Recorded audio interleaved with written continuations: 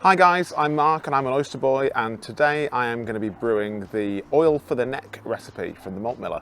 Now, as the name probably gives it away, this is a recipe which is a tribute to or a clone of neck oil from Beavertown. So when you order this kit, and if you want to do that, the recipe is in a link down below in the description. It will arrive to you with a big bag of grain, either crushed or uncrushed, depending on what you choose. Whole stack of hops for both the boil and whirlpool and dry hops, all three, not even both. You've got Amarillo, Simcoe, Mosaic, Centennial and Columbus.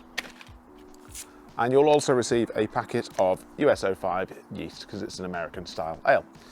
So I've got my grain father at temperature over there. I'm now going to go and dough in and get everything mixed up together and leave it to mash for an hour at 67 degrees and then put it up to 75 degrees for 10 minutes of mash out. Yeah, so this was a pretty easy, straightforward brew day, to be honest with you. There was no stuck sparge or anything like that. It was a 1 hour mash at 67 degrees, followed by 10 minutes at 75 degree mash out to kill all the enzymes off. And then the boil was pretty easy as well, just one small bittering addition, and then pretty much everything else is added at the whirlpool. The water was RO water, and then we built it up to an American Pale Ale water profile. Obviously, this is me stirring, not real time at all here. One thing I did do slightly differently on this one is that the instructions say that you should increase the temperature at the end of fermentation for a diacetyl rest.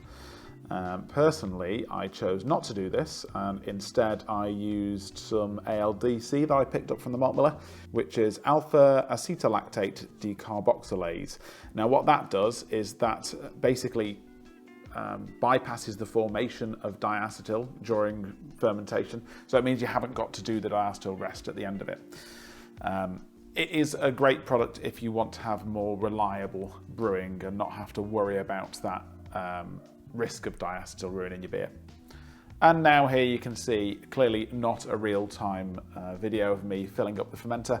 You can see I dumped the yeast in halfway through filling it up there, so I've got the grain father, what's it called? The wortometer or water meter, which lets you measure the temperature of the wort as it goes through the chiller or comes out of the chiller at the end.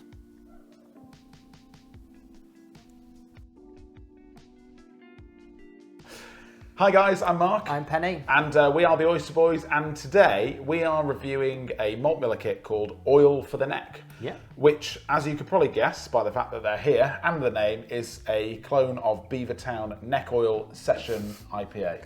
Yeah, so have they worked with them with this? I don't think so, mate. I think this is just their guesstimate at it. So it's a bit of a classic Oyster Boys, isn't it? Because, you know, I love doing the side-by-side because I like to get to the history. Yeah. Although it's not obviously 2011, so fairly new beer. Yeah, it's not like how old's wine, Stefan? 1040. 1040. Yeah, millennia. Yeah, we're not quite there. So well, I mean, you obviously know because I told you. So it's Robert Plant from Led Zeppelin. It's his son Logan. Yep. So he started brewing in what was it, Duke's Brews and Q's, which obviously is a barbecue and craft beer place. So it started from that, which is now closed apparently. Oh, what? So I know. So it would be a good place to visit. But yeah, and it's called Beavertown because the sort of place where it was brewed, the place of that the craft beer tap and barbecue place was called Der Beavertown. Der Beavertown. So what am I on about? But it's spelt the French way, like Beaver. Oh, Beavertown. Town. So that's what the name is based on. So obviously, the 2018 Heineken bought a bit of minority shares, didn't they? But it was minority was 49% though, wasn't it? So it was a big old but stake. they also given 40 million to open up, a state-of-the-art brewery. So yeah. So and where are they now with the ownership? Because did Heineken end up buying the rest of it? As far as Wikipedia said. They did not. But because the thing is, it was 2018, wasn't it? Yeah, but I do know a couple of years ago, maybe not even 2 years ago now, I saw a lot more Beavertown umbrellas outside a lot more pubs. It's very in your face now. It's in a lot of places. Some people have said, or I've seen some people say that some of the Beavertown beers have gone downhill since Heineken took it over, because obviously when a big brewery buys a stake in They want consistency, don't they? yeah, and I'm sure there was There's always sacrifices from that. I'm sure there was like a lot of fallout as well, because Beavertown used to put on this like festival thing for independent craft brewers and stuff like that. And when they sold that big old chunk off to Heineken, they still wanted to put on this festival, but apparently a load of breweries pulled out because they were like, no, you're not independent anymore. You're not small. There was a big thing with Brewdog, wasn't it? When they were like, they discontinued their beers at the. Is that correct? They discontinued their beers at the bars. I don't know. I'm not sure. Yeah, when they sold out to, they did. Brewdog, who then also tried to buy shares in Heineken, with a view to getting bought out. Hey, nothing to do with me. Nothing to do with me, I mean, I'm not a massive fan of Beavertown. I find it has like a weird. I mean, I said yeasty flavour to you, but you said you don't get that.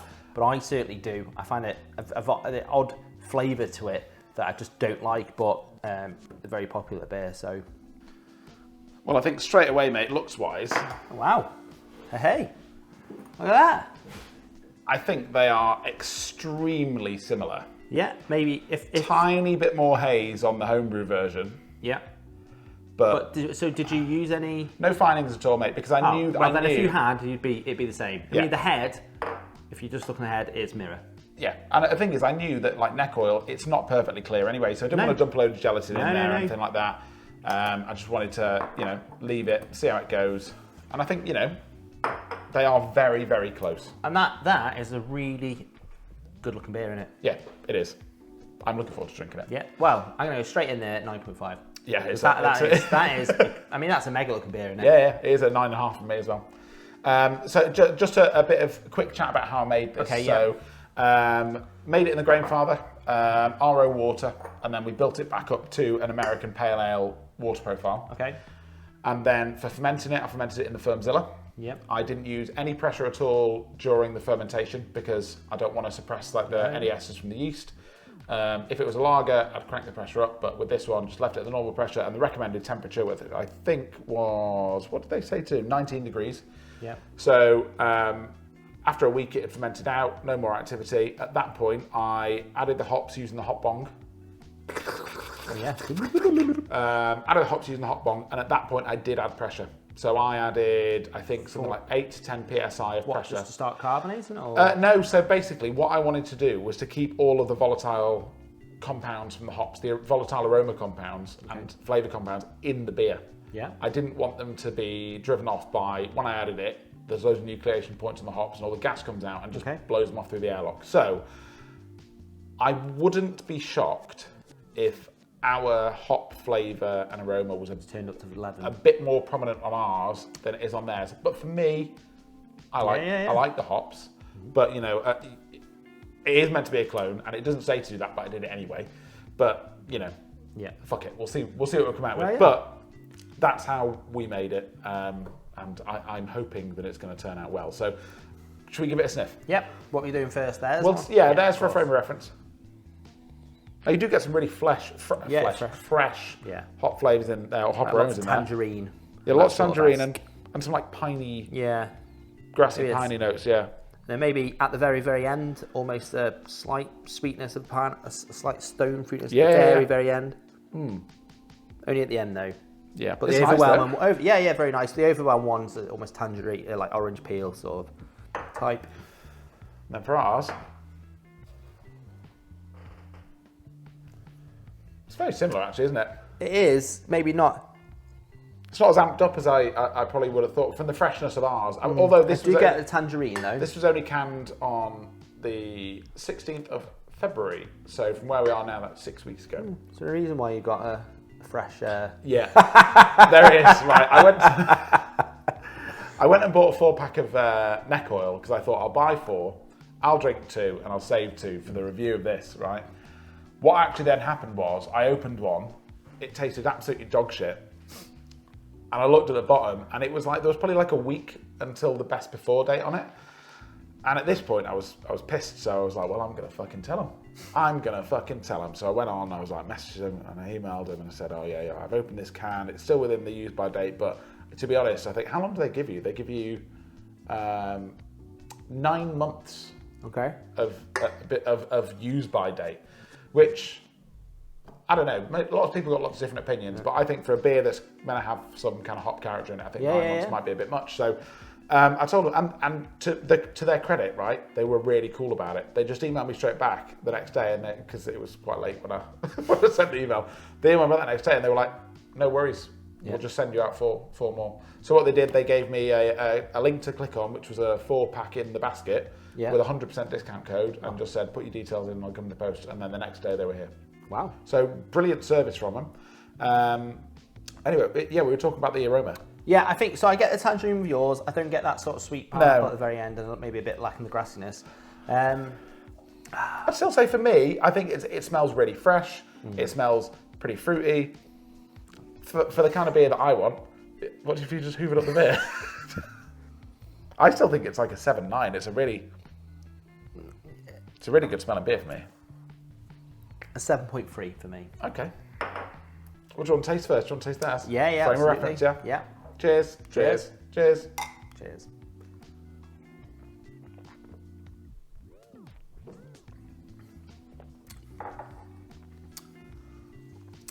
Tastes like Nickel. It does say, it tastes exactly like Nickel, because it is, but in fact, I've literally just noticed on the back of here, it says here, in big letters on the back of the can, drink fresh. So why have they got a 9-month use by date on the back of the can? That doesn't scream fresh to me. Sounds like the shop you bought from is not recycling their stock profile. M&S. There you go, M&S. You're not recycling you're not circling your, rotating your stock profile well enough. Because I'm pretty sure they sell Beavertown quicker than 9 months, so. You'd think. But they do sell some really, like I saw Polly's in M&S. Oh yeah, I'm not saying they got a bad beer choice. And I'm just saying their stock cycling's not great. No, it's not. But now you've got that as a frame reference, should we try this? Yes. Do you not get a yeasty from? No? I mean, it's got a flavour. I don't think it's a yeasty flavour. So I'll try it. We'll try it. Okay. You're desperate. I'm desperate, yeah. Desperate. I'm hankering. Cheers, cheers, cheers, cheers, cheers.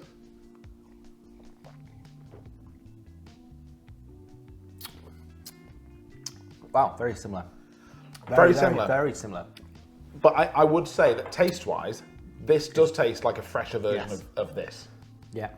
Yeah. It's like this does now taste like an amped up version of that I beer. think yours doesn't have that yeasty flavour that this does as well, in a good way. So, okay, so we used US 05, which came with the kit from the Malt Miller. Lord knows what they used. But the US 05 does not taste yeasty as you think it does. Wow, so similar. Really is. Mouthfeel's exactly the same, so water profiles, bob-on. And carbonation as well. Carbonation's great. Sat at 35 PSI in the utility. Or I think it was like 15 PSI in the fridge, which works out to about just over 30 PSI, but the line length's pretty long because I'm going twice through a chiller, so 35. Making up something, aren't you? That's a great beer. That's a mega beer. Yeah, that's not going to last long, is it? No. No, it's not. No, it's not. So, malts-wise, lager malt and dextrin malt. That's all there is. It's mainly lager malt with a bit of dextrin malt. Yeah, and I think it's spot on. I think maybe your maltiness shines through a little bit on that slightness, but definitely in its favour, not as a negative. So. And hops-wise, it was Simcoe, Centennial, Amarillo, and Mosaic. You can taste the Amarillo. Yeah, really taste it. Really, really can. And so I'm sure I watched a video the other day about someone talking about Mosaic, and they would say it's called Mosaic because it fits with everything. I thought it was a really cool... It's a cool name. I don't know if it's true. I don't know if it's true. If it is, it's cool. But it is... I prefer this to that.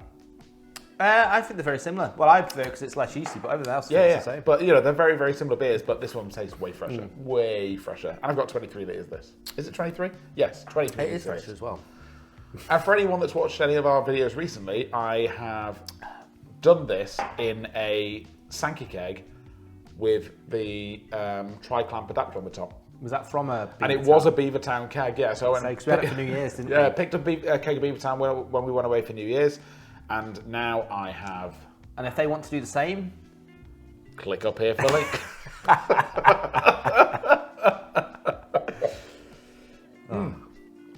That's a mega beer. Oh, I mean, right, taste-wise for me, that's a 9.4. Oh, really? You're like, all right, wow. I love it. I'm a bit blown away by that. 9.4? It's fresh, it's light, yeah, it's refreshing, it's not heavy, it's hoppy, it's... Yeah, well, because it's fresh just means because I've got round the drink really quick. But no, what I mean is it's got that fresh taste. It's not like, you know, it's not claggy, it's not thick. It's like you could, it's just a really refreshing, light, nice hoppy beer, and it's only 4%. I mean, we'll get onto that bit later, but it's not. It's easy. It's easy. It's an 8 for me.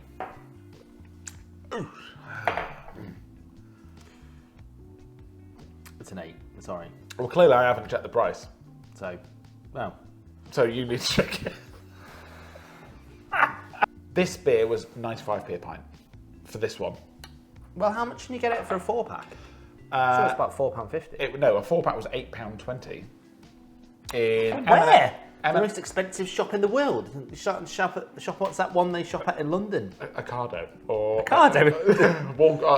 Harrods. Harrods. Well, to be fair, right, so if I wanted to buy this, the nearest supermarket to me that would sell it are probably Waitrose and M&S. And it's £8-ish at both of them. And that's for 330ml cans. So that's probably, we're probably looking at £3 a pint. God, Heineken got their 4 million back quick, didn't they? Right, they did, yeah. So £3 a pint for this. Yeah. 95p a pint for this. Yeah. I mean, it's difficult for me. It's not my favourite type of in American pale ales, but you know, it's a good beer. I can't complain about the price. I mean, you know, it's a decent amount of hops that have gone into that, isn't there? You know, you're talking about what's close to 250 grams of hops. Yeah, just short of 250. Short of 250, it's quite a lot. So I would give it 8.5. Yeah, I give it an 8.5 as well. Yeah. Sessionability. For you. Man. Okay. All right. Well, for me, it's a 5. Really? Yeah. Oh man, for me it's like a. Well, if that, to be honest, if it was theirs, it'd be less because theirs would be a 4, yours would be a 5. But I didn't tell you what. On New Year's, we had it on draft. Yeah. I didn't manage more than 4 pints of theirs. No, I went back true, to Stella's. Yeah. Because we had Stella. I think everyone was drinking. It was a tough New Year's. It really was. Yeah. Everyone was drinking Beavertown. I went back to Stella because it's just not for me. Yeah. For me, this beer, it's so light, so refreshing, really crisp. You're not going to get bored of it, and it's only 4%. It's a 9 for me. Wow. Okay. I could solidly have 9 pints, and I probably will today. Right. But that's it. Yeah. Smash like, hit subscribe. Here's the oyster score for this beer. Every time, mate. You're too slow. Okay. There's the oyster score for this beer. Hope you've enjoyed the videos. Smash like, hit subscribe, tell a friend. If you want to buy this kit, the link is up there and in the description down below. And we will see you on the next one. Oysters out.